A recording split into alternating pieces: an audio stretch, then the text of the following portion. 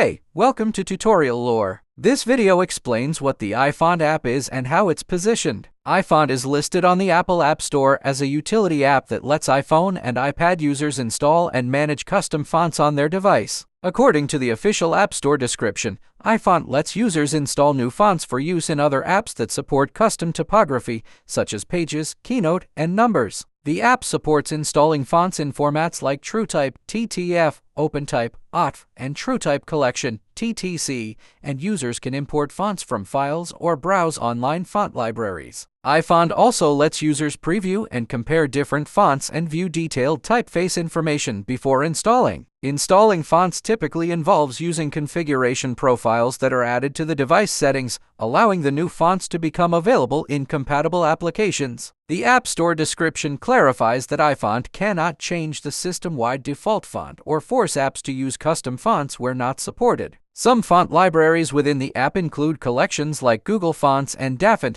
which provide users with a broad selection of typefaces to choose from. In-app purchases may be offered for premium content or additional font resources beyond the free options. Apps of this type generally request permission to install configuration profiles because that is how iOS accepts new fonts system-wide. iFont is positioned as a font management and installation utility rather than a design creation tool or text editor itself. This app may be useful for users who want to add custom fonts to their mobile device for use in compatible creative and productivity apps. This video is an informational overview based on publicly available descriptions. It does not guarantee font compatibility, system performance, or user satisfaction, which can vary based on device and app support. Whether this app is worth using depends on individual customization goals and app compatibility. If you found this video helpful, feel free to drop a like and comment down below if you have any additional information on this app or notice anything missing or outdated.